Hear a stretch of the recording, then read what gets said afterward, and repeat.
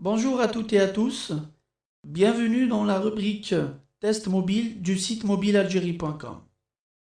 Nous allons tester aujourd'hui pour vous un nouveau smartphone de chez LG, l'Optimus One P500. Le smartphone fonctionne sous la dernière version Android 2.2 et doté de caractéristiques d'un téléphone haut de gamme à un prix très attractif.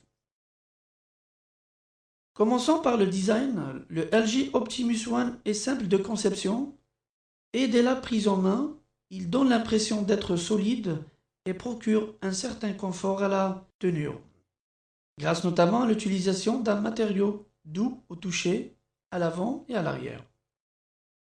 Une bande métallique court et long des bords, probablement afin de rompre la monotonie du châssis tout en noir de l'Optimus.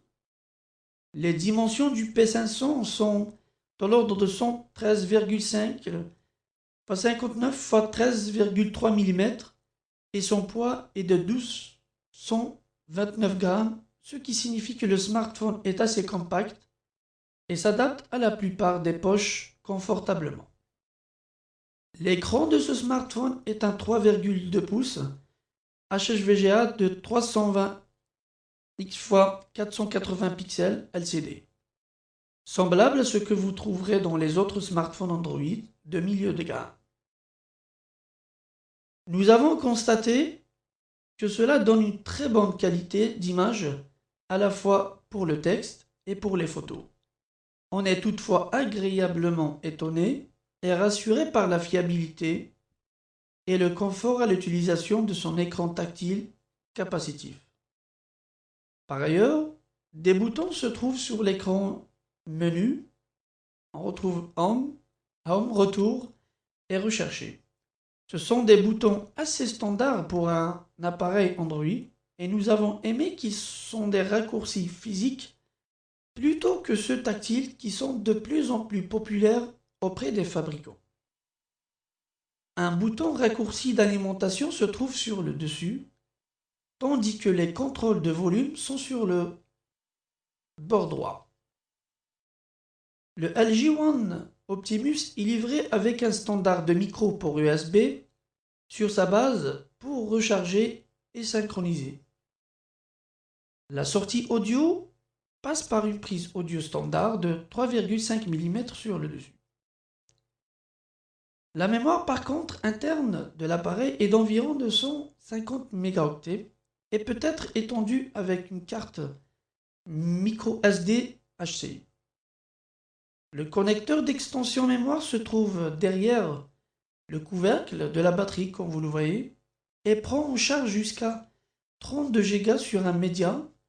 Son emplacement pratique permet de retirer et de replacer la micro SD sans avoir à éteindre le téléphone.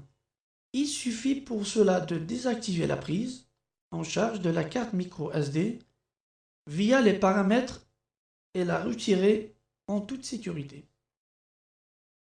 Côté caractéristiques, incontestablement, l'une des meilleurs atouts de l'Optimus One, c'est qu'il a directement été conçu sur Android 2.2. La plupart des téléphones Android sur le marché sont maintenant livrés avec Android 2.1, c'est clair, et certains modèles haut de gamme comme le HTC Desire ont reçu les mises à niveau vers la dernière version d'Android 2.2. Toutefois, je dirais que les modèles de milieu de gamme ont principalement été négligés par les fabricants. Le LG One Optimus est un ensemble complet d'options de connectivité. Il s'agit notamment des AGS TPDA à haute vitesse de données cellulaires Wi-Fi pour une utilisation sur les hotspots et Bluetooth. Le dispositif est également livré avec un GPS pour la navigation par satellite et la société a fourni le logiciel Maps pour des indications virage par virage. Lors de l'utilisation de ce logiciel ou autre application répondant aux besoins de repérage par rapport à notre lieu de présence, on remarque bien une correspondance parfaite de données recueillies grâce à la GPS. On peut toutefois partager notre position à chaque moment avec nos amis sur Facebook ou autre grâce au menu de partage dédié. Les possibilités de personnalisation de l'OS Android ont été réduites au minimum sur l'Optimus One. Il y a quelques changements esthétiques au niveau du menu et des icônes, mais elles ne touchent pas vraiment le fonctionnement normal des fonctions de base sur le smartphone. Les plus grands changements à l'interface utilisateur seraient le fait que les applications téléchargées obtiennent une section dans le menu distinct de l'application préchargée et une rangée de raccourcis plus commodes sur le dessus de la barre de notification qui font basculer les radios sans fil. Côté caméra, le combiné est doté d'un 3 mégapixels et dispose d'une fonction autofocus, mais pas de flash LED pour éclairer les objets sombres, point assez négatif qui ne nous encourage pas trop à prendre des photos la nuit ou même à l'intérieur de maisons lorsqu'il fait sombre. La qualité des photos est par contre correcte, bonne pour les clichés occasionnels et pour une utilisation web.